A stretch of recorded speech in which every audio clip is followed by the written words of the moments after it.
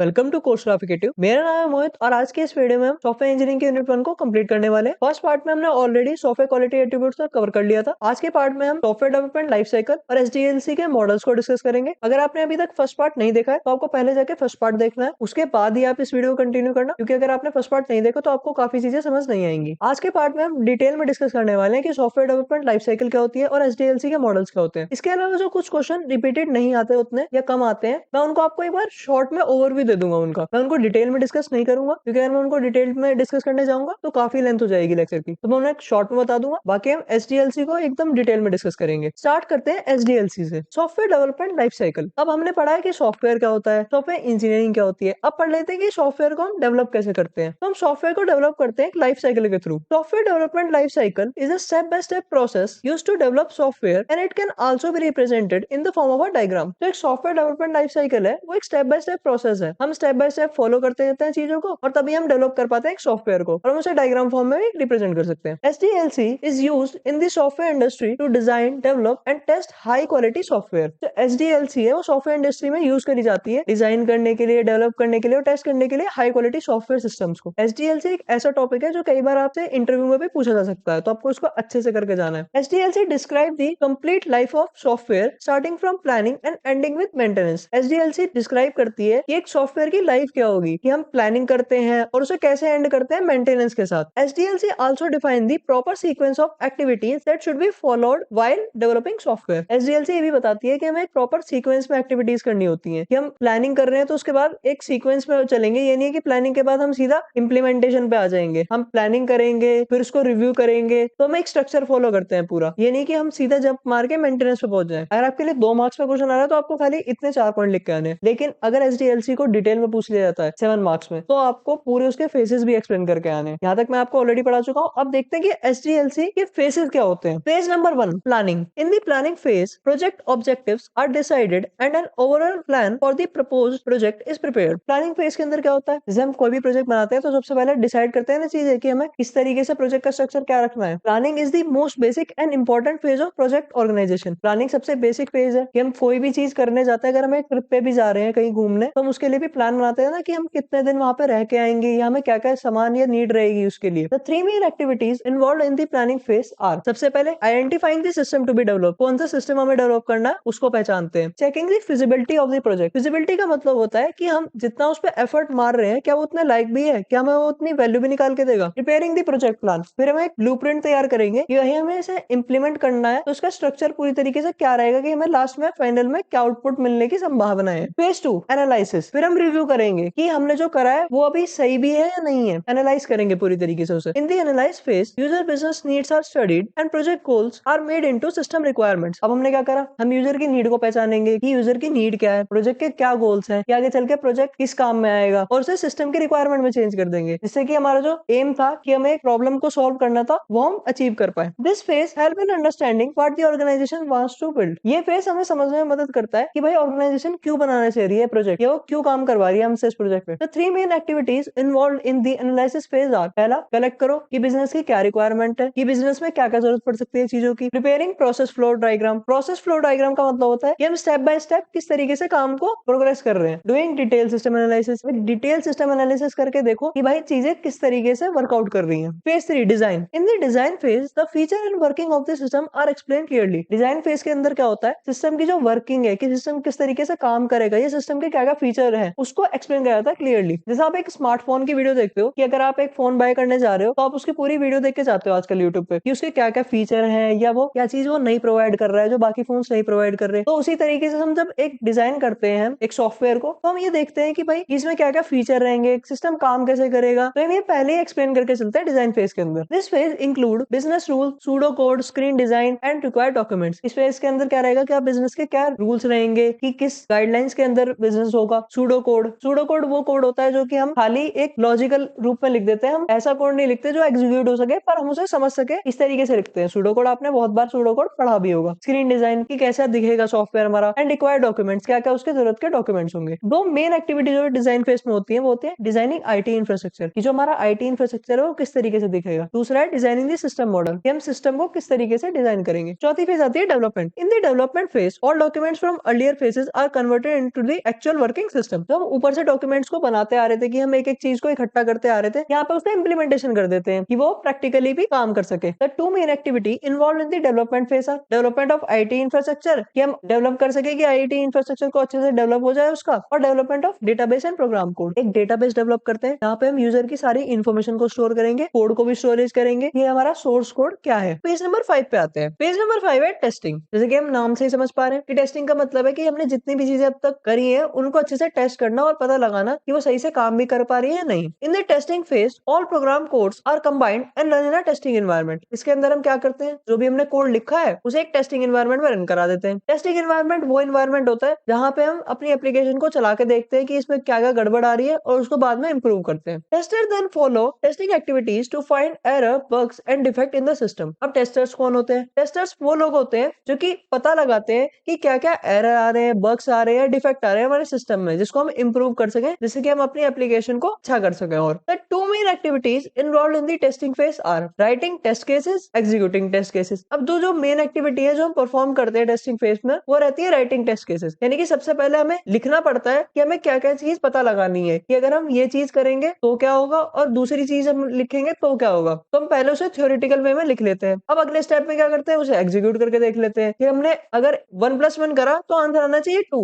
अगर वो 2 नहीं आ रहा है तो हमारा जो कंडीशन है वो फेल हो गई है, तो हम दोबारा ट्राई करके देखेंगे, उसको इंप्रूव करेंगे कोड को। तो उसी तरह यहाँ पे हम काम करते हैं टेस्टिंग फेज के अंदर। फेज 6 आता है deployment. In this phase the system is installed in a real life environment where actual user start using it. इस फेज के अंदर हम क्या करेंगे, उसे रियल लाइफ एनवायरनमेंट में उतार देंगे जिसे एक्चुअल यूजर यूज करके देखता है। All system data and components are move to the production environment. This phase is also called delivery. हम इस फेज को डिलीवरी भी कह देते हैं कि हमने जो अपना पूरा सॉफ्टवेयर है वो बना के डिलीवर कर दिया है आम यूजर के बीच में। Phase 7 maintenance. In the maintenance phase required improvements, correction and updates are made to keep the system working properly and meet business needs. Maintenance जैसे कि नाम से समझ पा रहे हैं कि हम इस फेज में क्या करेंगे, हम चीजों को इंप्रूव करेंगे, कि जो भी गड़बड़ आ रही है उन्हें करेक्ट करेंगे और अपडेट देते रहेंगे, जिससे कि हमारा सिस्टम जो है ढंग से काम भी कर पाए और हमारे जो क्लाइंट है उसकी नीड को पूरी कर पाए। The 3 main activities involved in the maintenance phase are. पहला है सपोर्ट करो सिस्टम यूजर को, जो भी चला रहा है सिस्टम उसको सपोर्ट तो मिलना ही चाहिए, जिससे कि परेशान ना हो चीजों को लेकर, कि कोई बग आ रहा है तो उसको हेल्प करो। मेंटेनिंग दी सिस्टम, की टाइम टू टाइम अपडेट करते रहो सिस्टम को। Making system changes and adjustment, system में बदलाव करते रहो और एडजस्टमेंट करते रहो, जिससे कि कोई यूजर का खराब एक्सपीरियंस है तो वो इंप्रूव हो जाए। अब ये आपका डायग्राम आ जाता है सॉफ्टवेयर डेवलपर लाइफ साइकिल का, आपको बना के आना है, इससे काफी अच्छा इंपैक्ट पड़ता है आपकी प्रेजेंटेशन के ऊपर। सबसे पहला फेज हमने पढ़ा प्लानिंग, दूसरा फेज हमने पढ़ा था एनालिसिस, तीसरा फेज डिजाइन, चौथा फेज था आपका डेवलपमेंट, पांचवा फेज था आपका टेस्टिंग, छठा फेज था आपका डिप्लॉयमेंट और 7th और लास्ट फेज था आपका मेंटेनेंस। अब बढ़ते हैं नेक्स्ट क्वेश्चन पे। तक हमने सॉफ्टवेयर डेवलपमेंट लाइफ साइकिल को देखा था, अब हमें उसके मॉडल्स को देखना है। हमने ये तो देख लिया कि एक सॉफ्टवेयर डेवलपमेंट लाइफ साइकिल चलती कैसे है, पर उसमें जो मॉडल्स है वो भी डिफरेंट टाइप के हो सकते हैं। सबसे पहले हम स्टार्ट करेंगे वाटरफॉल मॉडल से। अब वाटरफॉल मॉडल होता क्या है? Waterfall model is a sequential software development model in which development is divided into different phases. तो वाटरफॉल मॉडल में हम क्या करते हैं, हम एक सीक्वेंस में काम करते हैं सॉफ्टवेयर को डेवलप करने के लिए, और जो डेवलपमेंट है वो डिवाइड होती है डिफरेंट फेजेस के अंदर। In the waterfall model progress move step by step downward like a waterfall through different phases such as feasibility study, analysis, design, coding, testing, implementation and maintenance. अब आपने कभी waterfall देखा होगा, तो जिस तरीके से वो डाउनवर्ड जाता है वाटरफॉल, उसी तरीके से हम यहाँ भी काम करते हैं। जैसे कि हम इसे फेजेस में बांटा हुआ है डिफरेंट। जैसे फिजिबिलिटी स्टडी, सबसे पहले हम पता लगाएंगे कि ये चीज उतनी वैल्यूएबल है जितना हम उस पर एफर्ट मार रहे हैं। एनालिसिस, कि हम उसे एनालाइज करेंगे ढंग से चीजों को। डिजाइन, एक डिजाइन बनाएंगे, कोडिंग करेंगे उसकी, उसके बाद टेस्टिंग करेंगे, जो सही से काम कर पा रहा है नहीं कर पा रहा उसे इंप्लीमेंट कर देंगे प्रैक्टिकली, और लास्ट में उसकी मेंटेनेंस या देखभाल करेंगे। The different phases of the waterfall model are first feasibility study. This phase check whether the proposed system is economically, technically and operationally possible और नॉट। इसमें हम चेक करते हैं कि जो सिस्टम बना रहे हैं क्या वो फायदेमंद है भी, क्या हम उसमें पैसा भी बचा पा रहे हैं, उसे टेक्निकली भी अच्छे से बना पा रहे हैं, और क्या उसे ऑपरेट भी हम कर पाएंगे आसानी से या नहीं कर पाएंगे। In this phase information is collected about required outputs, inputs and process and possible solution are identified. इस फेज के अंदर हम इंफॉर्मेशन को कलेक्ट करते हैं कि क्या क्या हमें आउटपुट चाहिए, क्या इनपुट लगाना पड़ेगा उसके लिए, क्या प्रोसेसेस करने पड़ेंगे, और पॉसिबल सॉल्यूशन को हम आइडेंटिफाई करते हैं कि क्या इसका समाधान हो सकता है। The output of this phase is a feasibility report. जो आउटपुट है इस फेज का वो एक फिजिबिलिटी रिपोर्ट रहती है, जिसके अंदर हम सारी जानकारी को समराइज करके लिखते हैं। सेकंड आता है requirement analysis and specification. This phase studies and defines the requirement of user और customers and document them clearly. इस फेज के अंदर हम क्या करते हैं, हम अच्छे से एनालाइज करते हैं और डिफाइन करते हैं कि क्या क्या रिक्वायरमेंट है यूजर की या कस्टमर की, और ना डॉक्यूमेंट के फॉर्म में हम उतार लेते हैं कि भाई क्या क्या हमें जरूरत पड़ेगी। Data and following requirements are collect directly from user. हम यूजर के पास जाके उससे पता करते हैं कि क्या क्या उसकी रिक्वायरमेंट है। All requirements are organised in a proper and systematic way. जितनी भी रिक्वायरमेंट है उन्हें सीक्वेंस में लिख लेते हैं हम। The output of this space is the software requirement specification SRS document. जो आउटपुट रहता है इस स्पेस का वो रहता है SRS डॉक्यूमेंट। SRS डॉक्यूमेंट काफी इंपॉर्टेंट होता है। अगर आप कभी प्रोजेक्ट बनाओगे फाइनल ईयर के अंदर तो आपको वहां पे SRS डॉक्यूमेंट की जरूरत भी पड़ती है। तीसरा फेज आता है system and software design phase. In the design phase the overall system structure and architecture are created based on the requirement mention in the SRS document. इस फेज के अंदर हम क्या काम करते हैं कि जो हमने SRS डॉक्यूमेंट देखा था उसके अकॉर्डिंग स्ट्रक्चर और आर्किटेक्चर को डिजाइन कर देते हैं। फोर्थ फेज आता है coding and module testing. In this phase the system design is converted into program code. इसके अंदर हम क्या करते हैं, जो हमने डिजाइन बनाया उसको कोड में कन्वर्ट कर लेते हैं। Coding of different modules is done using a selected programming language. एक कोई प्रोग्रामिंग लैंग्वेज डिसाइड कर लेंगे और उसके अंदर हम कोडिंग करेंगे। Each module is tested individually. Her module को हम टेस्ट करके देखेंगे ये सही से काम कर रहा है या नहीं कर रहा है। The output of this phase is tested program modules. Program modules कुछ भी नहीं होते, हमने अपने सॉफ्टवेयर को पार्ट्स में डिवाइड कर दिया है तो हम उनको ही मॉड्यूल्स कह देते हैं। फिफ्थ आ जाता है integration and system testing. All individually tested modules are combined according to the system design to form the complete system. वही मैंने जैसे आपसे कहा कि हमने पहले पार्ट में डिवाइड कर दिया, अब उसे क्या करेंगे, इंटीग्रेट कर देंगे, उसको दोबारा से जोड़ देंगे। The two main type of testing are perform, alpha testing done at the developer end और beta testing done at the user end. ये जो दोनों टेस्टिंग है आप चैप्टर नंबर 4 के अंदर डिटेल में पढ़ते हो, ये काफी इंपॉर्टेंट रहती है वहां पे भी। The output of this phase is the system testing and integration report. वही कि हमने इंटीग्रेशन करा उसकी रिपोर्ट बना के दिखानी होती है और जो हमने सिस्टम की टेस्टिंग करी है उसको दिखाना होता है। अगला फेज आता है इम्प्लीमेंटेशन और installation and maintenance. In this phase the system is installed at the user site and check for required hardware और सॉफ्टवेयर अपग्रेड्स। इस फेज के अंदर हम क्या करते हैं कि जो सिस्टम है उसे इंस्टॉल कर देते हैं और हार्डवेयर या सॉफ्टवेयर अपग्रेड के लिए हम चेक करते हैं। After installation the software is maintained to fix error, improve performance and ensure smooth working at the user end. Install करने के बाद हम सॉफ्टवेयर की मेंटेनेंस करते हैं कि कोई एरर तो नहीं आ रहा, परफॉर्मेंस इंप्रूव करते हैं और इंश्योर करते हैं कि जो स्मूथली वर्क हो पाए यूजर के एंड पे, जिससे कि यूजर को कोई दिक्कत ना है। अब एडवांटेज पढ़ लेते हैं क्या गए वाटरफॉल मॉडल के। ये सिंपल है और इजी है अंडरस्टैंड करने के लिए। This model is suitable for small and simple project. ये जो मॉडल है स्मॉल और सिंपल प्रोजेक्ट के लिए ज्यादा सुटेबल है बजाय बड़े के। It follow linear and step by step flow of development. वही जो हमने पढ़ा है कि स्टेप बाय स्टेप रहता है इसका flow. It is low cost compare to complex model. इसकी कॉस्ट जो है कम है। It is easy to manage and maintain. इसे जो हैंडल करना है वो काफी आसान है और मेंटेन करना भी आसान है। डिसएडवांटेज क्या है, मॉडल सुटेबल नहीं है लार्ज और कॉम्प्लेक्स के लिए, जैसे मैंने आपको बताया। Once a phase is completed it is difficult to go back and make changes. एक बार फेज कंप्लीट हो गया तो हम वापस नहीं जा सकते कि हम दोबारा जाके और चेंजेस कर ले। The project may take a long time to complete. Project ज्यादा टाइम भी ले लेता है कंप्लीट होने के लिए। If the customer is not satisfied at the end changing requirements become very difficult. अगर कस्टमर जो है सेटिस्फाई नहीं हुआ तो रिक्वायरमेंट्स को चेंज करना काफी हार्ड हो जाता है। There is a high risk of project failure if requirements are not clear at the beginning. इसमें काफी हाई रिस्क होता है प्रोजेक्ट के फेल होने का अगर रिक्वायरमेंट्स को जो साफ साफ ना बताया जाए शुरुआत में। आप इसका भी डायग्राम ड्रॉ कर सकते हो। सबसे पहले फिजिबिलिटी स्टडी आएगा, उसके बाद रिक्वायरमेंट एनालिसिस आएगा, सिस्टम और सॉफ्टवेयर डिजाइन आएगा, कोडिंग और मॉडल टेस्टिंग आएगी, इंटीग्रेशन एंड सिस्टम टेस्टिंग आएगी, इंप्लीमेंटेशन और मेंटेनेंस आएगा। अगला आता है स्पाइरल मॉडल। ये क्वेश्चन 2 मार्क्स में पूछा गया है और ये 7 मार्क्स में पूछा गया है। बहुत ही इंपॉर्टेंट क्वेश्चन है, ध्यान से करना है एकदम। The spiral model combines the idea of step by step development with the plan and control feature of the water model. Spiral model ने क्या काम करा, वो स्टेप बाय स्टेप डेवलपमेंट तो करता ही था प्लानिंग के साथ, अब उसने क्या करा, कुछ फीचर जो है वाटरफॉल मॉडल के भी उठा लिए। The spiral model is a mix of the iterative development process and the sequential linear development process that is the waterfall model with a strong focus on risk analysis. Spiral model ने क्या काम करा कि उसने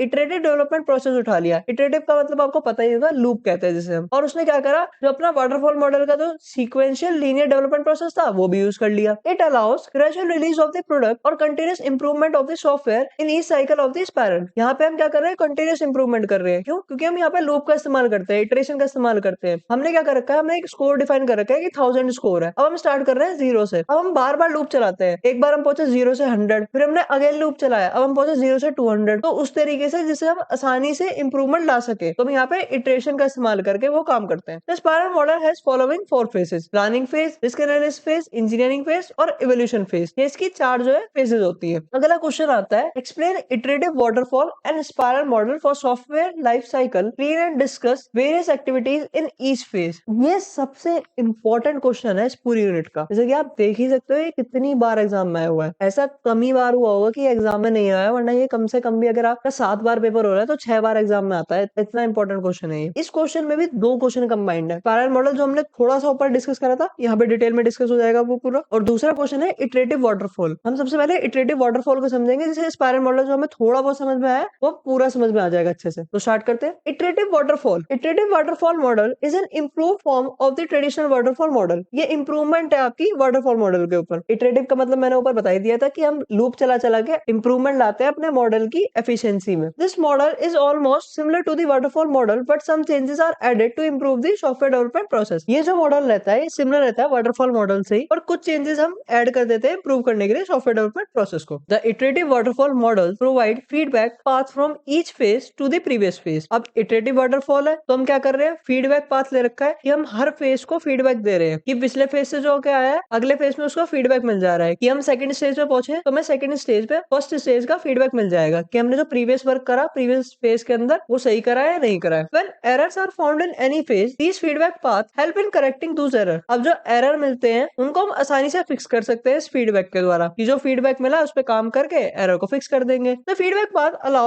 reworking of the phase where mistake occurred and the correction are reflected in later phases। जो feedback path है उसके कारण ही हम मिस्टेक को सही कर पाएंगे और जो करेक्शन है वो हम आने वाली फेजेस में देख पाएंगे। एक्टिविटीज क्या क्या है इटरेटिव वाटरफॉल की। सबसे पहले requirement gathering phase. In this phase all possible user requirements are collected and analysed. The software requirement specification document is prepared. इस फेज के अंदर हम क्या करते हैं, जो यूजर की रिक्वायरमेंट है उसे कलेक्ट करते हैं, एनालाइज करते हैं और जो हम एसआरएस डॉक्यूमेंट है उसे प्रिपेयर कर लेते हैं। Design phase. This phase focus on creating the overall architecture and design of the software. During design new और मिसिंग रिक्वायरमेंट में आल्सो बी आइडेंटिफाइड। इस फेज के अंदर हम क्या करेंगे, स्ट्रक्चर डिजाइन करेंगे, आर्किटेक्चर डिजाइन करेंगे और जो नई या मिसिंग रिक्वायरमेंट है उन्हें पता लगाएंगे कि कौन कौन सी रिक्वायरमेंट रह गई है। तीसरा फेज आता है implementation phase. In this phase the software design is converted into program code using a suitable programming language. If needed design changes can be made to improve implementation. इस फेज के अंदर हम क्या करेंगे, सॉफ्टवेयर को design को जो है कन्वर्ट कर देंगे प्रोग्राम कोड के अंदर एक प्रोग्रामिंग लैंग्वेज का यूज करके। अगर जरूरत पड़ी तो डिजाइन को चेंज भी कर देंगे जिससे कि हम इम्प्लीमेंटेशन को इंप्रूव कर सके। Testing phase. In this phase the developed software component are tested completely. If errors are found changes can be made in the implementation for correct working. इस फेज के अंदर हम वही करेंगे, टेस्टिंग करेंगे, अगर एरर मिलता है तो इम्प्लीमेंटेशन में चेंज करेंगे जिससे कि हम एरर को रिमूव कर पाए। Maintenance phase. Maintenance is the activity of keeping the software product working properly. If customer suggest changes they can be included by making suitable changes in design and implementation. Maintenance phase में हम software को up to date रखते हैं कि वो अच्छे से काम कर पाए, उसकी मेंटेनेंस करते रहते हैं। अगर कस्टमर कोई चेंजेस सजेस्ट करता है तो हम उन चेंजेस पे काम करके अपने डिजाइन और इम्प्लीमेंटेशन को बेहतर करते हैं। इसका आप डायग्राम देख सकते हैं, बहुत ही इजीली डायग्राम है। यहाँ पे जो ये दोबारा आपके एरो दिख रहे होंगे आपको, ये फीडबैक पाथ है इसके, कि इटरेशन है कि बार बार आपके फीडबैक जा रहा है कि रिक्वायरमेंट हमने सबसे पहले करी तो रिक्वायरमेंट से डिजाइन में पहुंचे। अब डिजाइन वाला जो फेज है वो आपको बता रहा है कि रिक्वायरमेंट में क्या गड़बड़ थी, तो ये रहा उसका feedback path. Same as it is पांचों फेज में आपको ये दिख जाएगा। अब आते हैं स्पाइरल मॉडल पे। हमने भी डिस्कस करा था iterative waterfall model. Spiral model combine करता है idea step by step development का विद प्लान और control feature of the waterfall model. ये हम ऑलरेडी पढ़ चुके हैं। ये एक मिक्सचर है इटरेटिव डेवलपमेंट प्रोसेस का और सीक्वेंशियल लीनियर डेवलपमेंट प्रोसेस का, जो कि वाटरफॉल मॉडल है with a strong focus on risk analysis. It allows gradual release of the product और continuous improvement of the software in each cycle of the spiral. यहाँ पे हम क्या कर रहे हैं, कंटीन्यूअस इंप्रूवमेंट कर रहे हैं। जो स्पाइरल मॉडल है उसके 4 फेज होते हैं, planning phase, risk analysis phase, engineering phase, evolution phase. इतना हम ऊपर भी डिस्कस कर चुके थे। अब यहाँ पे हम डिस्कस करने वाले हैं इन फेजेस को डिटेल में। Each phase of this model is divided into 4 quadrants and each quadrant perform a specific function. Her phase इस मॉडल का 4 क्वाड्रेंट में डिवाइड है और जो ईच क्वाड्रेंट है वो परफॉर्म करता है स्पेसिफिक फंक्शन को। In the first quadrant objectives are identified, different ways to achieve these objectives are considered and limitation are identified. सबसे पहले क्वाड्रेंट के अंदर हम ऑब्जेक्टिव को आइडेंटिफाई करेंगे, डिफरेंट वेज को ढूंढेंगे कि इन ऑब्जेक्टिव्स को हम कैसे कर सकते हैं और लिमिटेशन क्या क्या आएंगी इन्हें करने के दौरान। सेकंड क्वाड्रेंट के अंदर हम देखेंगे क्या अल्टरनेट्स हैं ऑब्जेक्टिव्स और लिमिटेशन के बेस पे, कि हमने जो ऑब्जेक्टिव डिसाइड करा है और क्या क्या लिमिटेशन आ रही है तो उन्हें करने के कौन से दूसरे तरीके हैं। The main focus is on checking alternatives by analysing risk. This model help in managing many project risk effectively. इसमें हमारा मेन फोकस जो है अल्टरनेट्स पे भी रहता है कि हम रिस्क के अकॉर्डिंग इस चीज का अल्टरनेट ढूंढ के रखें कि अगर यहाँ पे एक पर्टिकुलर अप्रोच पे हमें दिक्कत आ रही है तो हम दूसरी चीज को कर सकें उसकी जगह। और ये हेल्प भी करता है मॉडल ऐसे प्रोजेक्ट को मैनेज करने के लिए जिनमें ज्यादा रिस्क होता है। In the third quadrant actual development and testing of the project are carried out. Third quadrant के अंदर जो डेवलपमेंट और टेस्टिंग होती है प्रोजेक्ट की वो करी जाती है। In the fourth quadrant the project is reviewed and a decision is taken whether to move ahead with the next cycle of this spiral और नॉट। फोर्थ क्वाड्रेंट के अंदर हम प्रोजेक्ट को रिव्यू करेंगे और एक डिसीजन बनाएंगे कि हमें next cycle of this spiral में बढ़ना है या नहीं, कि हमें दोबारा टेस्ट करना है कि इटरेशन लगानी है कि दोबारा और भी इंप्रूवमेंट कर सकते हैं इसमें या नहीं। एक्टिविटीज क्या क्या होती है different phases of spiral model के अंदर। पहले होती है planning. Requirements are collected and study carefully. Feasibility study perform होती है। रिव्यूज और वॉक थ्रू रन होते हैं कि इंप्रूव करने के लिए रिक्वायरमेंट्स को। रिस्क एनालिसिस में हम requirements are analyse and brainstorming is done to identify possible risk. Brainstorming का मतलब है कि हम तरह तरह की अप्रोचों को ढूंढते हैं कि हम जिससे पता लगा सके कि कौन सी अप्रोच में क्या रिस्क हो सकता है। After identifying risk suitable plan जो प्रिपेयर किए जाते हैं और कंट्रोल करा जाता है, उन्हें रिड्यूस करा जाता है। तीसरा इंजीनियरिंग एक्चुअल सॉफ्टवेयर डेवलपमेंट और टेस्टिंग जो है कैरियर करी जाती है स्पेस के अंदर। इवैल्यूएशन में हम देखते हैं कि कस्टमर का रिव्यू क्या है सॉफ्टवेयर के ऊपर और फीडबैक और अप्रूव करते हैं आगे चल के कि क्या क्या इसमें इंप्रूवमेंट हमें करनी है। एडवांटेजेस क्या क्या है, डेवलपमेंट फास्ट पेस पे होता है, लार्ज प्रोजेक्ट और सॉफ्टवेयर सिस्टम के लिए ज्यादा प्रेफर करा जाता है, जबकि हमने जो वाटरफॉल मॉडल पढ़ा था वो आपका स्मॉल प्रोजेक्ट के लिए प्रेफर करा जाता था। रिस्क एनालिसिस डन होता है प्रॉपर्ली, नए फीचर को हम ऐड करते रहते हैं इंप्रूवमेंट कर करके और एक नया फीचर हम ऐड कर लेते हैं हर बार। कस्टमर फीडबैक रेगुलरली लिया जाता है। डिसएडवांटेज क्या है इसके, risk analysis a very important phase so it required experience and expert people. Risk analysis हम ऐसे ही नहीं छोड़ सकते कि हम नॉर्मल किसी पे छोड़ दे जिसके पास एक्सपर्टीज नहीं है उसके अंदर, हमें एक एक्सपर्ट आदमी चाहिए होता है रिस्क एनालिसिस के लिए। This model is not suitable for small size project, जैसे कि हमने बताया कि स्मॉल के लिए सुटेबल नहीं है। द स्पाइरल प्रोसेस में continue for a long time if not control properly. जो स्पाइरल प्रोसेस है वो काफी ज्यादा समय के लिए भी चल सकता है अगर उसे ढंग से कंट्रोल ना किया जाए, कि हम लूप में ही फंस जाए एक बार बार। Documentation work is more because of many intermediate phases. Documentation का काम जो है काफी ज्यादा हो जाता है क्योंकि काफी सारी इंटरमीडिएट फेस आती है। It is expensive and not cost effective for small project. ये काफी एक्सपेंसिव भी है और कॉस्ट इफेक्टिव नहीं है स्मॉल प्रोजेक्ट्स के लिए। अगला आता है criteria for selection of software development model. ये एक ही क्वेश्चन में मैंने आपको कम से कम 5 क्वेश्चन कवर करा दिए हैं कि इसमें इटरेटिव वाटरफॉल मॉडल भी कवर है, स्पाइरल मॉडल भी कवर है, स्पाइरल मॉडल की एक्टिविटीज भी कवर है, एडवांटेज भी कवर है, डिसएडवांटेज भी कवर है और क्या क्राइटेरिया सॉफ्टवेयर डेवलपमेंट मॉडल का ये भी कवर है। पहला आता है requirement clarity. If the requirements are clear and fixed, simple model like the waterfall model can be used. If requirement change frequently, iterative और spiral model are more suitable. अगर requirement जो क्लियर या fixed है तो simple model जैसे कि waterfall model है वो ज्यादा कारीगर है। अगर रिक्वायरमेंट जो है बदलती जा रही है तो इटरेटिव या स्पाइरल मॉडल ज्यादा बढ़िया है। Size and complexity of project, for small and simple project basic models are sufficient. For large and complex project models like spiral और iterative are better because they handle changes and risk well. Small के लिए तो हमारे जो basic model है वो sufficient है और लार्ज के लिए कॉम्प्लेक्स मॉडल के लिए आपके स्पाइरल या इटरेटिव वाटरफॉल मॉडल ज्यादा बढ़िया है। Risk factor, if the project has high risk जैसे टेक्निकल और cost related risk, a model with strong risk analysis like spiral model should be selected. अगर रिस्क ज्यादा है तो वहां पे जो स्पाइरल मॉडल ज्यादा कारीगर होगा। Fourth, user involvement, if regular feedback from user is required, model like prototyping, RAD और spiral are preferred. If user involvement is low, traditional model can be used. अगर आपको रेगुलर फीडबैक चाहिए तो prototyping, RAD या spiral model ज्यादा बढ़िया है और अगर फीडबैक नहीं चाहिए उतना, यूजर की इन्वॉल्वमेंट कम है, तो आपके ट्रेडिशनल मॉडल भी यूज कर जा सकते हैं। Fifth, time and budget, when there is less time available, fast development model like RAD are useful. Budget limitation also affect the choice of model. जहां पे आपके पास टाइम कम है तो फास्ट डेवलपमेंट मॉडल जैसे कि रेड मॉडल है वो use होता है। तो आपके दिमाग में आ रहा होगा रेड मॉडल क्या है। रेड मॉडल को हम लास्ट में डिस्कस कर लेंगे, ज्यादा बार आता नहीं है, ये पॉइंट पे मैंने मेंशन कर दिया है थोड़ा, पर उतना आता नहीं है ज्यादातर। सिक्स्थ आता है आपका team experience. If the development team is experience, complex model can be used. For less experience teams, simple and structure models are better. कोई बात है कि आपके अगर डेवलपमेंट टीम जो है एक्सपीरियंस्ड है तो आप कॉम्प्लेक्स मॉडल को भी इस्तेमाल कर सकते हो, और अगर कम एक्सपीरियंस लोग हैं तो सिंपल या स्ट्रक्चर मॉडल भी बेटर रहेंगे आपके लिए। Conclusion, selecting the correct software development model is important to develop quality software and achieve customer satisfaction. वही बात है, अगर आप करेक्ट सॉफ्टवेयर डेवलपमेंट मॉडल का इस्तेमाल करोगे तो आप क्वालिटी सॉफ्टवेयर को डेवलप कर सकते हो और अचीव कर सकते हो कस्टमर की सेटिस्फेक्शन को, कस्टमर आपका सेटिस्फाई होकर जाए। ये स्पाइरल मॉडल का डायग्राम है, इसे बना के आ सकते हो आप, इससे थोड़ा अच्छा इंप्रेशन जाता है टीचर के ऊपर, प्रेजेंटेशन के लिए थोड़ा बेटर हो जाता है। अब आता है क्वेश्चन नंबर 23 पे, लेकिन उससे पहले मैं एक चीज क्लियर कर देता हूँ, जितने भी इंपॉर्टेंट टॉपिक है जैसे कि सॉफ्टवेयर डेवलपमेंट लाइफ साइकिल और सॉफ्टवेयर डेवलपमेंट लाइफ साइकिल के मॉडल्स जो कि इंपॉर्टेंट है वो सारे हम पढ़ चुके हैं ऑलरेडी। अब जो क्वेश्चन आने वाले हैं ये ज्यादा बार नहीं आते, रिपीट नहीं होते हैं उतने, कभी कभार आ जाते हैं, तो मैं इन क्वेश्चन को ज्यादा डिटेल में नहीं बताऊंगा आपको, मैं थोड़ा समरी के हिसाब से आपको बता दूंगा, ज्यादा मैं डेप्थ में नहीं बताऊंगा इन्हें। अब इस क्वेश्चन के अंदर हम देखने वाले हैं सॉफ्टवेयर प्रोसेस पैराडिग्म्स होते क्या है। अब सबसे पहले आपके दिमाग में क्वेश्चन आ रहा होगा कि ये पैराडिग्म्स क्या होते हैं। पैराडिग्म्स कुछ नहीं है, इसका मतलब होता है सोचने का तरीका, जिसके अकॉर्डिंग आपका जो मॉडल है काम करता है, कि आपका मॉडल किस अप्रोच पे काम करता है। सिंपली इसे ये कह सकते हैं आप। सॉफ्टवेयर प्रोसेस में भी बहुत सारे पैराडिग्म्स होते हैं, डिफरेंट अप्रोचेस यूज करते हैं हम डेवलप करने के लिए, सॉफ्टवेयर को प्लान करने के लिए, डिजाइन करने के लिए, बिल्ड करने के लिए। 5 मेन तरह के होते हैं। पहला होता है प्रोसीजरल पैराडिग्म्स, जिसके अंदर हम सॉफ्टवेयर डेवलप करते हैं step by step. Data driven paradigms, जिसमें हम डेटा और उसके फ्लो पे ज्यादा ध्यान देते हैं। ऑब्जेक्ट ओरिएंटेड पैराडिग्म्स, जिसमें हम ऑब्जेक्ट का यूज करते हैं कंबाइन करने के लिए डेटा और फंक्शन को। कंपोनेंट बेस्ड पैराडिग्म, जिसमें हम सॉफ्टवेयर को बिल्ड करते हैं सॉफ्टवेयर के कंपोनेंट का ही यूज करके। कॉनकरेंट paradigm, different software activity same time पे परफॉर्म करके। यहाँ तक तो पूछे गए थे सॉफ्टवेयर प्रोसेस आपके पैराडिग्म्स क्या होते हैं। इसके आगे पूछा गया था कि बताओ कि बोथ वाटरफॉल मॉडल और प्रोटोटाइपिंग मॉडल कैसे हम स्पाइरल मॉडल के अंदर अकोमोडेट कर सकते हैं, कि कैसे ला सकते हैं हम स्पाइरल मॉडल के अंदर बोथ वाटरफॉल को भी और प्रोटोटाइपिंग मॉडल को भी। और प्रोटोटाइपिंग मॉडल आपका कुछ नहीं है यहाँ पे। प्रोटोटाइपिंग मॉडल वही जो मैंने आपको चार्टिंग में बताया था यूनिट के, कि हम प्रोटोटाइप क्रिएट करते रहते हैं, तो वहाँ पे हम प्रोटोटाइप बना के इंप्रूव करते चलते हैं। तो फाइनल प्रोटोटाइप को हम अपना मॉडल के तौर पे एक्सेप्ट कर लेते हैं। Final model can be easily combined with prototyping और वाटरफॉल मॉडल कंबाइन कर सकते हैं हम आसानी से। वाटरफॉल मॉडल जो है तब यूज करेंगे जब हमारा रिस्क लो है और हमारी नीड नहीं है कोई भी प्रोटोटाइपिंग के लिए, हैंडलिंग के लिए। In such cases the activities of the second quadrant of this spiral model are not required, क्योंकि हम उसमें क्या करते थे, रिस्क एनालाइज करते थे और यहाँ पर रिस्क की जरूरत ही नहीं है कि हम वाटरफॉल मॉडल का इस्तेमाल कर रहे हैं। और प्रोटोटाइपिंग मॉडल जो है यूज होता है जब रिक्वायरमेंट स्पेसिफिकेशन क्लियर नहीं होती और प्रोटोटाइपिंग फेज जो है ज्यादा इंपॉर्टेंट बन जाती है। यहाँ पे जो एक्टिविटी है थर्ड क्वाड्रेंट की वो स्किप कर दी जाती है, लिमिटेड रहती है। पैरेलल मॉडल जो अलाउ करता है repeated view improvement after E cycle of development की कितनी इंप्रूवमेंट आ रही है, यूजर फीडबैक लिया जाता है और स्पाइरल मॉडल जो है बेस्ट सूटेड है लार्ज और कॉम्प्लेक्स प्रोजेक्ट के लिए। अब आते हैं नेक्स्ट क्वेश्चन पे। Explain iterative enhancement model, right side advantage and disadvantage. Iterative enhancement model जैसे कि हम नाम से समझ पा रहे हैं, इटरेटिव का मतलब होता है loop. It is a combination of the waterfall model and prototype model. It's a very popular model used in the software industry. ये कॉम्बिनेशन है वाटरफॉल मॉडल का जो अब तक हम पढ़ते आ रहे थे और प्रोटोटाइप मॉडल का जो हमने अभी पढ़ा पिछले क्वेश्चन के अंदर। इसमें हम प्रोटोटाइप बनाते रहते हैं और एक फाइनल प्रोटोटाइप को जो है यूज कर लेते हैं। ये एक बहुत ही पॉपुलर मॉडल है जो कि यूज होता है सॉफ्टवेयर इंडस्ट्री के अंदर। इन this model software is develop step by step in increments. इसमें हम क्या करते हैं, सॉफ्टवेयर को डेवलप करते हैं स्टेप बाय स्टेप चल के और एक एक चीज बढ़ाते चलते हैं। Each increment add new function to the system until the complete system is develop. हम एक एक फीचर बढ़ाते जा रहे हैं और जब तक कि सिस्टम कंप्लीट नहीं होता हम सेम प्रोसेस जो है रिपीट करते रहेंगे। Testing become easier because each increment is tested separately instead of the testing whole system at once. Testing जो यहाँ पे आसान हो जाती है क्योंकि हम यहाँ पे एक एक फीचर को सेपरेटली टेस्ट करते हैं बजाय पूरे सिस्टम को एक बार में टेस्ट करने के। A partial product is first develop using some clear and simple requirement. एक पार्शियल प्रोडक्ट जो है हम पहले बना लेते हैं सिंपल और क्लियर रिक्वायरमेंट के साथ, उसके बाद उस प्रोडक्ट पे काम करते हैं further. After that a project control list is prepared which contains all task that need to be completed for the final implementation. इसके बाद हम क्या करते हैं, प्रोजेक्ट कंट्रोल लिस्ट बनाते हैं जिसके अंदर हम सारे जितने भी टास्क हमें करने हैं फाइनल इंप्लीमेंटेशन के लिए वो नोट डाउन कर लेते हैं। This list help in knowing how much work is completed and how for the product is from the final system. ये हमें बताता है कि कितना काम हो चुका है और कितना काम रह गया है। The partial product is given to user for use and gradual improvements are made to increase its functionality. तो पार्शियल प्रोडक्ट हम यूजर को दे देते हैं और यूजर हमें बताता रहता है कि इसमें क्या कमी है जिसको आप सुधार सकते हो। In this model developer prepare specification themselves so they have better control over system development. इसके अंदर जो डेवलपर है वही प्रिपेयर करते हैं स्पेसिफिकेशन को अपने आप ही, तो उनको ज्यादा कंट्रोल मिलता है सिस्टम के ओवरऑल डेवलपमेंट के ऊपर। इसके एडवांटेज क्या है, सॉफ्टवेयर जो है डेवलप है step by step, so error जो है आसानी से ढूंढ सकते हैं। यूजर जो है वर्किंग वर्जन देख सकता है और फीडबैक भी दे सकता है आसानी से। चेंजेस जो है इजीली हम कर सकते हैं नेक्स्ट इटरेशन में। कोई हमने फीचर एक ऐड करा है फिर अगले वर्जन में हम देख सकते हैं कि क्या हम उसमें इंप्रूवमेंट कर सकते हैं। Risk is reduced because the system improve gradually. Risk जो है कम रहता है क्योंकि सिस्टम जो है इंप्रूव होता रहता है ग्रेजुअली। डिसएडवांटेज क्या है, हमें प्रॉपर प्लानिंग करनी होगी और मैनेजमेंट करनी होगी हर इटरेशन के लिए। इसकी जो है डेवलपमेंट को ज्यादा हो सकती है। जो कंटिन्यूस चेंजेस है वो अफेक्ट कर सकते हैं प्रोजेक्ट के शेड्यूल को। ये सुटेबल नहीं है स्मॉल प्रोजेक्ट के लिए। यहाँ पे आप इसका डायग्राम ड्रॉ करके आ सकते हो। सबसे पहले हम डिफाइन कर देंगे रिक्वायरमेंट्स को, उसके बाद हम फीचर ऐड करते चले जाएंगे, फिर हम सिस्टम का आर्किटेक्चर डिजाइन करेंगे पूरा, फिर हम डेवलप करेंगे सिस्टम के इंक्रीमेंट को, क्या हमें बढ़ाना है क्या नहीं बढ़ाना है, वैलिडेट करेंगे इंक्रीमेंट को कि सही से बढ़ा भी है नहीं बढ़ा है, फिर उसे सिस्टम में जोड़ देंगे और लास्ट में हम उसे वैलिडेट कर देंगे। क्या डायग्राम आप ड्रॉ कर सकते हो उसको। अगला क्वेश्चन आता है explain prototyping model of SDLC, what are its advantage over conventional model, explain with diagram. अब हमें क्या करना है, हमें एक्सप्लेन करना है कि प्रोटोटाइपिंग मॉडल होता क्या है। जो अब तक हम पढ़ते आ रहे थे कुछ भी नहीं है, बहुत सिंपल है। A prototype is a partial developed system, it has limited feature, low reliability and weak performance. जो प्रोटोटाइप एक पार्शियली डेवलप्ड सिस्टम है, इस पे लिमिटेड फीचर रहते हैं, ज्यादा रिलायबल भी नहीं है और वीक परफॉर्मेंस भी रहती है। Prototype model suggest that a working model of the system should be created before developing the final software. Final software बनाने से पहले हमें प्रोटोटाइप मॉडल जो है बना लेना चाहिए। This model start with initial phase of requirement collection. ये मॉडल स्टार्ट होता है रिक्वायरमेंट कलेक्शन के फेज से। एक क्विक डिजाइन हम प्रिपेयर कर लेते हैं और जो है सिंपल और फास्ट मेथड का यूज करते हैं इसे बनाने के लिए। तो प्रोटोटाइप है एक रफ या बेसिक वर्जन हमारे फाइनल सॉफ्टवेयर सिस्टम। आप इसको अच्छे से पढ़ सकते हैं, मैं इसको डिटेल में एक्सप्लेन नहीं कर रहा हूँ, मैं ओवरव्यू दे दे रहा हूँ क्वेश्चन का क्योंकि कभी कभार आते हैं क्वेश्चन, तो आप उनको अच्छे से खुद पढ़ सकते हैं एक बार। Advantages of prototype model over conventional model. Prototype model के क्या क्या एडवांटेजेस हैं कन्वेंशनल सिस्टम के ऊपर। फास्टर फीडबैक, जो है जल्दी से हमें फीडबैक मिल जाता है कि हम प्रोटोटाइप बनाते रहते हैं बार बार और जो है हमें फीडबैक मिलता रहता है यूजर के द्वारा कि ये मॉडल इस्तेमाल करते हो इसमें ये कमी है, अगला मॉडल इस्तेमाल करते हो इसमें ये कमी है। Better understanding of requirement, prototyping help in clearing unclear और changing requirement by improving understanding step by step. हम स्टेप बाय स्टेप अपनी अंडरस्टैंडिंग को अच्छा करते जाते हैं तो हमें रिक्वायरमेंट में चेंज भी आसानी से समझ में आ जाता है। फ्लेक्सिबिलिटी, सिस्टम जो है इजीली चेंज हो जाता है, इंप्रूव हो जाता है क्योंकि प्रोजेक्ट जैसे प्रोग्रेस करता रहेगा। रिस्क रिडक्शन, रिस्क जो है इसमें कम रहता है क्योंकि हम जो पॉसिबल प्रॉब्लम है उन्हें पहले पता कर लेते हैं। यूजर इन्वॉल्वमेंट, यहाँ पे जो यूजर का इन्वॉल्वमेंट रहता है क्योंकि हमें फीडबैक प्रोवाइड करता है जिससे कि हम अपने सॉफ्टवेयर को अच्छे से डिजाइन कर पाए। इसका डायग्राम ड्रॉ कर सकते हो आप, एक बार देख सकते हो, सेम चीज जो मैंने आपको अभी पढ़ाई है सेम टू सेम वही है, तो कुछ भी नया नहीं है। नेक्स्ट क्वेश्चन पे आ जाते हैं, what is the need of SDLC, discuss evolutionary development model in detail with the help of diagram. Diagram. अभी तक हमने पढ़ा एसडीएलसी होती क्या है, अब हम देखेंगे एसडीएलसी की नीड क्यों पड़ी हमें। सबसे पहली बात ये एक स्ट्रक्चर अप्रोच है, ये प्रोवाइड करती है क्लियर या ऑर्गेनाइज वे प्लान करने के लिए, डेवलप करने के लिए, टेस्ट करने के लिए और डिप्लॉय करने के लिए सॉफ्टवेयर को। क्वालिटी एश्योरेंस, एसडीएलसी जो है सॉफ्टवेयर क्वालिटी को मेंटेन करके चलता है और एरर और बग को फाइनल प्रोडक्ट में कम से कम करने का ट्राई करता है। प्रोजेक्ट मैनेजमेंट हेल्प करता है मैनेज करने के लिए टाइम को, रिसोर्स को, कोस्ट को, क्योंकि हम डिफाइन कर लेते हैं चीजों को फेजेस और टास्क के अंदर। रिस्क मैनेजमेंट पॉसिबल जो रिस्क को आइडेंटिफाई कर लेता है जल्द से जल्द डेवलपमेंट प्रोसेस के अंदर, जो कि हमारे प्रोजेक्ट के फेल होने के चांस को कम कर देता है। स्टेक होल्डर कम्युनिकेशन, एसडीएलसी जो है कम्युनिकेट करता है अच्छे से और कोऑर्डिनेट कर देता है स्टेक होल्डर के बीच में कि हमारा सॉफ्टवेयर जो है यूजर की रिक्वायरमेंट को मीट कर रहा है या नहीं कर रहा है। इवोल्यूशनरी मॉडल, जो कि सेकंड क्वेश्चन पूछा गया था इसके अंदर। इवोल्यूशनरी मॉडल जो है इटरेटिव मॉडल से जो कि अलाउ करते हैं development of more complete version of software step by step. कोई सेम चीज जो प्रोटोटाइप मॉडल है एग्जैक्टली सेम तरीके से काम करता है। In this model the system is divided into different module और functional part that can be developed and delivered one by one. First developer build the main और core module of the system. पहले developer जो है main या core module को develop कर देता है सिस्टम के। This basic structure is then gradually improved by adding new feature in later version, कि हम ऐड करते रहते हैं फीचर्स को। In this approach each new version of the product work properly and perform more useful task than the previous one, कि जो अगला model है वो पहले वाले मॉडल से ज्यादा ही बेटर परफॉर्म करेगा। This model is also called successive version model भी कहते हैं इसको। पहले यहाँ पे ए था, फिर बी ऐड हुआ, फिर सी ऐड हो गया। ए बी सी जो है मॉड्यूल है सॉफ्टवेयर प्रोडक्ट के, जो कि डेवलप हो रहे हैं और डिलीवर हो रहे हैं इंक्रीमेंटली। एडवांटेजेस क्या क्या है? Early part of the system जो है डिलीवर हो सकते हैं अगर रिक्वायरमेंट डिसाइड भी ना हो तब भी। कोर मॉड्यूल जो है टेस्ट होते हैं अर्ली फेज पे, तो हम आसानी से जो है चांस कम कर सकते हैं कि कम से कम एरर आएगा हमारे फाइनल प्रोडक्ट में। अर्ली वर्जन जो है सिस्टम की वो हेल्प करते हैं अंडरस्टैंड करने के लिए और कलेक्ट करने के लिए यूजर की रिक्वायरमेंट को आसानी से। डिसएडवांटेजेस क्या क्या है? रियल वर्ल्ड प्रॉब्लम के अंदर डिफिकल्ट होता है डिवाइड करने का सिस्टम, स्मॉल फंक्शन पार्ट्स में बदलने के लिए या डेवलप करने के लिए स्टेप बाय स्टेप थोड़ा मुश्किल पड़ जाता है। इस मॉडल जो है सुटेबल रहता है लार्ज सिस्टम के लिए, जहाँ पे मॉड्यूल जो है इजीली आइडेंटिफाई हो सकते हैं ग्रेजुअल डेवलपमेंट के लिए। अब नेक्स्ट क्वेश्चन आता है which is more important, the product और प्रोसेस। अपने आंसर को जस्टिफाई भी करना है यहाँ पे। तो यहाँ पे प्रोडक्ट क्या है? प्रोडक्ट एक फाइनल आउटपुट है। एक प्रोडक्ट जो है यूजफुल सर्विस प्रोवाइड करता है यूजर को, जबकि एक प्रोसेस क्या करता है? एक प्रोसेस डिफाइन करता है use of time and effort to create a good product. Process के बिना कोई भी प्रोडक्ट बन ही नहीं सका। एक हम प्रॉपर प्रोसेस फॉलो करेंगे तभी हम एक प्रोडक्ट बना सकते हैं। तो प्रोसेस जो है वो एज अ यूज है हमारे टाइम का और एफर्ट का, कि जिससे हम एक प्रोडक्ट को बना पा रहे हैं। The importance of product and process depend करती है सिचुएशन पे। यूजर का जो फोकस है वो प्रोडक्ट पे रहेगा, जबकि डेवलपर का जो फोकस रहेगा वो प्रोसेस पे रहेगा। जब जो यूजर यूज करता है product, they usually do not know how it was created. User को पता थोड़ी होता है कि प्रोडक्ट कैसे बना है, वो तो खाली उसको यूज कर लेता है। A product is considered good only when it fulfil its intended purpose. एक प्रोडक्ट जो है अच्छा तभी माना जाता है जब अपना वो काम ढंग से कर रहा हो। प्रोसेस जो है फाउंडेशन है हर प्रोडक्ट की। एक प्रॉपर प्रोसेस के बिना कोई भी प्रोडक्ट डेवलप नहीं हो सकता। सो जो है प्रोसेस जो है प्ले करता है मेजर रोल एक अच्छा प्रोडक्ट बनाने के अंदर। बोथ प्रोडक्ट एंड प्रोसेस जो है इक्वली इंपॉर्टेंट है। अगर कहीं भी मिस्टेक होती है तो जो फाइनल प्रोडक्ट है वो करेक्ट नहीं बन पाता। इफ एफर्ट और जो इनपुट है अप्लाइड करे जाते हैं सही जगह पे, तो जो प्रोडक्ट जो है हमेशा अच्छा बनता है और रिलायबल बनता है। इन शॉर्ट जो क्वालिटी ऑफ प्रोडक्ट की है वो रिफ्लेक्ट करती है quality of the process used to create it. Product की क्वालिटी ही बताती है कि कितना एफर्ट उसे बनाने में लगा है, कितने क्वालिटी का प्रोसेस जो है इस्तेमाल करा गया है उसे बनाने के लिए। अगले क्वेश्चन पे आ जाता है, discuss the various MC call quality factor with quality triangle. अब यहाँ पे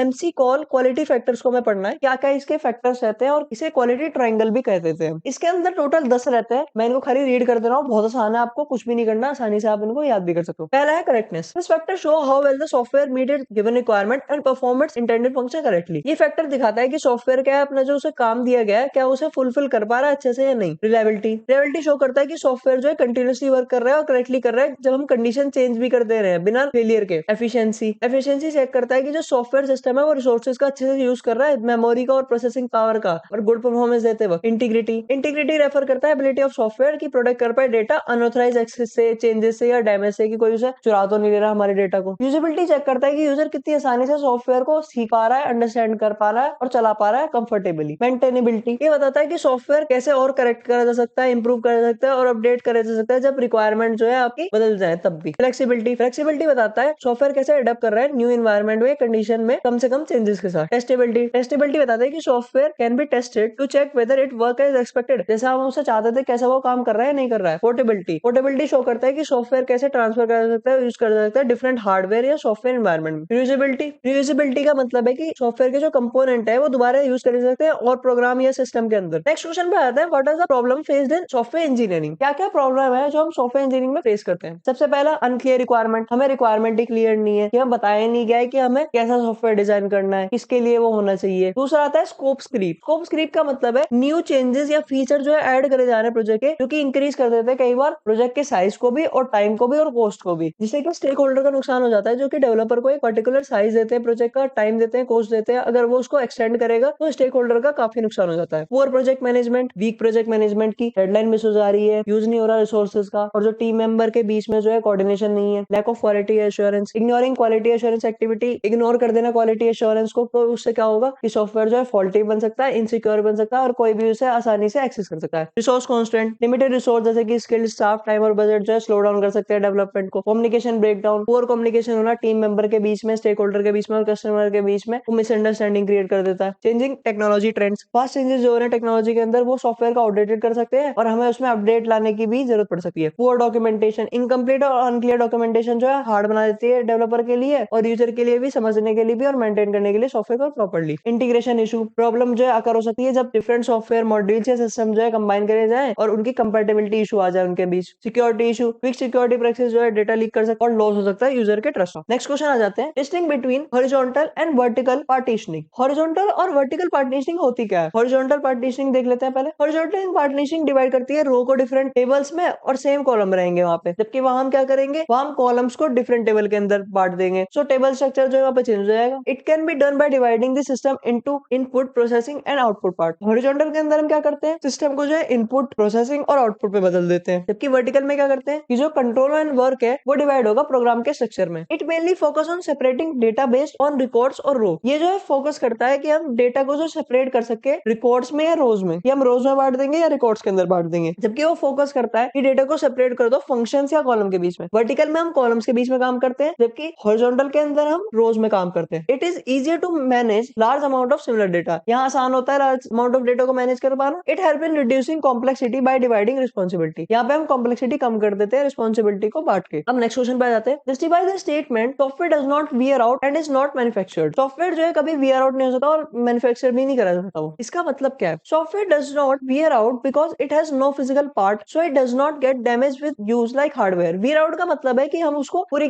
तरीके से खत्म कर दे या उस तरीके से उसे डैमेज हो जाए कि वो दोबारा यूज ना हो सके। तो सॉफ्टवेयर कोई ऐसी चीज तो है नहीं हार्डवेयर की तरह कि हमने उसे यूज कर लिया तो वो घिस जाएगा तो वो खत्म हो जाएगा। Software failures usually occur due to error in design और changes in requirements, not because of ageing. Software failure जो अकर होते हैं कि डिजाइन में कोई एरर आ जाना या चेंज कर देना रिक्वायरमेंट में, एजिंग के उसमें नहीं होते वो कि हमने उसको ज्यादा टाइम तक यूज कर लिया तो वो एज कर गया तो वो वियर आउट हो जाएगा। Also software is not manufactured like physical product, it is developed और engineered through a systematic process. ये कोई फिजिकल प्रोडक्ट तो है नहीं जो कि हमने बात करी। अगर एक बार हमने कोई सॉफ्टवेयर क्रिएट कर लिया तो हम उसकी कॉपीज बना सकते हैं एक बहुत ही कम कॉस्ट पे without any loss in quality. Next question पे जाते हैं, what is RAD model, explain it with its advantage and disadvantage in brief. अब रेड मॉडल हमने ऊपर भी डिस्कस करा था एक क्वेश्चन के अंदर, ये होता क्या है ये देख लेते हैं। Rapid application development model is a software development model that focus on fast development and quick delivery of software. इसके अंदर हम क्या कर रहे हैं, बहुत ही तेजी से डेवलपमेंट को कर रहे हैं और जल्द से जल्द डिलीवर कर दे रहे हैं सॉफ्टवेयर को। जो मेन गोल है रेड मॉडल का वो है कि डेवलपमेंट टाइम को कम से कम करा जाए, रैपिड प्रोटोटाइपिंग करके कि जल्द से जल्द हम एक प्रोटोटाइप क्रिएट करते रहे, रीयूजेबल कंपोनेंट्स, ज्यादा से ज्यादा कंपोनेंट को रीयूज कर ले और स्ट्रॉन्ग यूजर इन्वॉल्वमेंट और यूजर की इन्वॉल्वमेंट को है और बढ़ा दे। रेड मॉडल में जो सिस्टम डिवाइड करते हैं स्मॉलर मॉड्यूल्स में, ईच मॉड्यूल जो है डेवलप होगा क्विकली, यूजर्स जो है एक्टिवली इन्वॉल्व रहते हैं throughout the development process to provide करने के लिए कंटीन्यूअस फीडबैक, और ये हेल्प करता है मिसअंडरस्टैंडिंग कम करने में और इंप्रूव करने में फाइनल प्रोडक्ट की क्वालिटी को। बेसिस क्या क्या होता है रेड मॉडल के, पहला रिक्वायरमेंट प्लानिंग, हम रिक्वायरमेंट को प्लान करेंगे। दूसरा यूजर डिजाइन, यूजर के अकॉर्डिंग डिजाइन रखेंगे। कंस्ट्रक्शन करेंगे, कोडिंग करेंगे, डेवलपमेंट करेंगे। फोर्थ आता है कट ओवर या डिप्लॉयमेंट, स्पेस के अंदर जो सिस्टम जो है टेस्ट होता है, इंस्टॉल होता है और डिलीवर होता है यूजर को। यूजर ट्रेनिंग और सिस्टम मेंटेनेंस प्लानिंग भी इसी फेज के अंदर हम कर देते हैं। अगला आता है एडवांटेजेस ऑफ रेड मॉडल। सबसे पहले इसमें हम फास्ट डेवलपमेंट करते हैं, जल्द से जल्द डेवलपमेंट करते हैं और उसकी डिलीवरी भी कर देते हैं सॉफ्टवेयर की। हाई यूजर इन्वॉल्वमेंट, यूजर की ज्यादा इन्वॉल्वमेंट रहती है। फ्लेक्सिबिलिटी है, चेंजेस आसानी से करे जा सकते हैं। रिड्यूस डेवलपमेंट रिस्क, कम से कम डेवलपमेंट का रिस्क होता है क्योंकि हम टेस्टिंग करते रहते हैं और प्रोटोटाइपिंग हेल्प करती है कि प्रॉब्लम हम जल्द से जल्द पता कर सके। इंप्रूव क्वालिटी, फ्रीक्वेंट टेस्टिंग होती है, यूजर फीडबैक इंप्रूव करता है हमारे सॉफ्टवेयर की क्वालिटी को। डिसएडवांटेज क्या है, सुटेबल नहीं है लार्ज प्रोजेक्ट के लिए, स्किल्ड डेवलपर चाहिए होते हैं हमें इसमें। हाई डिपेंडेंसी है, यूजर की अवेलेबिलिटी है, यूजर फीडबैक नहीं देगा तो मॉडल में दिक्कतें भी आ सकती हैं। Not suitable for performance critical system, RAD model उन सिस्टम के लिए नहीं है जिन्हें ज्यादा हाई रिलायबिलिटी चाहिए, परफॉर्मेंस ज्यादा चाहिए। कॉस्ट में इंक्रीज, स्पेशल टूल्स और स्किल रिसोर्सेज का यूज जो है प्रोजेक्ट की कॉस्ट को बढ़ा देता है। कंक्लूजन, रेड मॉडल जो है बेस्ट सूटेड है स्मॉल से लेके मीडियम साइज प्रोजेक्ट को जहाँ पर रिक्वायरमेंट क्लियर है और यूजर जो है फीडबैक देने के लिए मौजूद है। ये प्रोवाइड करता है फास्ट डेवलपमेंट और फ्लेक्सिबिलिटी, और ये सुटेबल नहीं है लार्ज या हाईली क्रिटिकल सिस्टम के लिए। रेड मॉडल का आप डायग्राम बना सकते हो जो मैंने आपको ऊपर बताया, चारों फेजेस वही है। नेक्स्ट क्वेश्चन पे आते हैं, ये लास्ट क्वेश्चन रहने वाला है आज का, इसके साथ ये पूरा चैप्टर फिनिश हो जाएगा आपका। Explain the bar tough curve of hardware reliability. अब ये बार टफ कर्व होता क्या है हार्डवेयर रिलायबिलिटी के लिए, ये क्वेश्चन एक ही बार पूछा गया है और ज्यादा बार आता नहीं है। एक बार मैं आपको उसको बता देता हूँ ऊपर से। बार टफ कर्व एक ग्राफिकल रिप्रेजेंटेशन है जो कि यूज होता है हार्डवेयर रिलायबिलिटी के अंदर, जब हम दिखाते हैं कि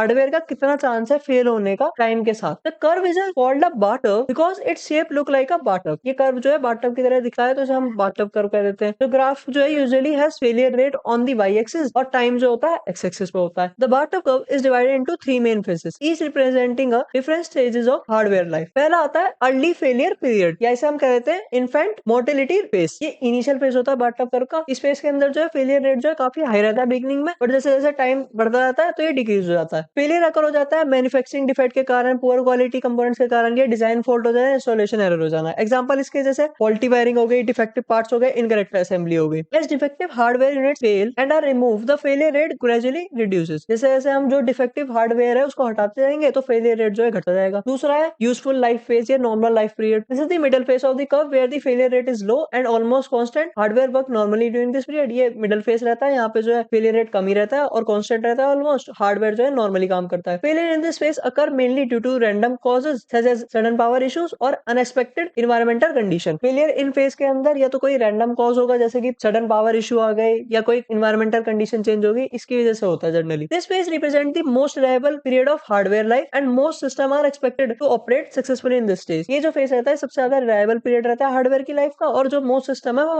आसानी से ऑपरेट कर जाते हैं सक्सेसफुली हमारे स्टेज के अंदर। Wear out phase, end of life period, ये जो फाइनल फेज रहता है बाथटब कर्व का। इन this phase the failure rate increase rapidly with time. यहाँ पे जो है फेलियर रेट बढ़ता ही जाता है टाइम के साथ। Failure occurs due to ageing, wearing and tear, material fatigue, corrosion और कंपोनेंट डिग्रेडेशन। क्योंकि यहाँ पे हम हार्डवेयर की बात कर रहे हैं तो यहाँ पे फेलियर एजिंग के साथ भी बढ़ता है और मटेरियल फैटिक के साथ या कोरोजन के साथ भी बढ़ जाता है। At this stage hardware part start losing their strength and efficiency leading to frequent breakdown, replacement और मेंटेनेंस बिकम नेसेसरी। यहाँ पे जो है हार्डवेयर अपनी स्ट्रेंथ लूज करने लगता है और जिसके कारण हमें रिप्लेसमेंट या मेंटेनेंस की जरूरत पड़ जाती है। इंपॉर्टेंस क्या क्या है? हेल्प करता है प्रेडिक्ट करने में हार्डवेयर के फेलियर, यूजफुल है मेंटेनेंस प्लानिंग और रिप्लेसमेंट डिसीजन के लिए, हेल्प करता है मैन्युफैक्चर को इंप्रूव करने के लिए, design and quality control, use होता है रिलायबिलिटी एनालिसिस और रिस्क असेसमेंट में। कंक्लूजन, जो बाथटब कर्व है जो एक्सप्लेन करता है कैसे हार्डवेयर रिलायबिलिटी चेंज हो रही है over time through early failures, normal operation और वियर आउट फेलियर्स। अंडरस्टैंड करता है कि कैसे कर्व जो है हेल्प करता है इंजीनियर को रिलायबल सिस्टम बना सके और प्लान कर सके प्रॉपर मेंटेनेंस स्ट्रेटेजी। ये बाथटब कर्व का डायग्राम है, ये आप ड्रॉ करके आ सकते हो। यहाँ पे टाइम आपका एक्स एक्सिस पे और फेलियर रेट आपका वाई एक्सिस पे। ये इन्फेंट मोर्टेलिटी फेज है जिसे हम अर्ली फेलियर पीरियड भी कहते हैं, और ये यूजफुल लाइफ फेज है आपका, नॉर्मल लाइफ पीरियड है, और ये वियर आउट फेज है, एंड ऑफ लाइफ पीरियड है। तो आप इनको दिखा क्या सकते हो। तो इसी के साथ सॉफ्टवेयर इंजीनियरिंग की यूनिट 1 खत्म होती है। हमने दोनों पार्ट्स में पूरे जितने भी टॉपिक्स थे हमने सारे कवर कर लिए। मैं एक बार आपको दिखा भी देता हूँ। हमने introduction to software engineering start करा था, फिर सॉफ्टवेयर कंपोनेंट करा, फिर सॉफ्टवेयर कैरेक्टरिस्टिक करा, फिर सॉफ्टवेयर क्राइसिस करा, सॉफ्टवेयर इंजीनियरिंग प्रोसेस करा, सिमिलरिटी और डिफरेंस करे कन्वेंशनल इंजीनियरिंग प्रोसेस में, सॉफ्टवेयर क्वालिटी एट्रीब्यूट्स करे, सॉफ्टवेयर डेवलपमेंट लाइफ साइकिल करी, उसके मॉडल्स करे, waterfall model, prototype model, spiral model, evolutionary model, iterative enhancement model. मैंने इसके नोट्स की पीडीएफ को आपको डिस्क्रिप्शन में प्रोवाइड कर दिया है। मैंने आपको 2 पीडीएफ प्रोवाइड करी है, एक में जिनमें मैंने आपको खाली इंपॉर्टेंट क्वेश्चन दिए हैं, और दूसरी पीडीएफ में मैंने आपको जितने भी क्वेश्चन थे जो पास्ट ईयर में आ रखे हैं वो सारे ही दे दिए हैं। आप उनको भी देख सकते हो और चाहे तो खाली इंपॉर्टेंट भी करके जा सकते हो। तो अगर आपको वीडियो पसंद आया तो वीडियो को लाइक करें, चैनल को सब्सक्राइब करें और दोस्तों के साथ शेयर करें। Thank you for watching this video till the end. Be safe, be healthy, peace out.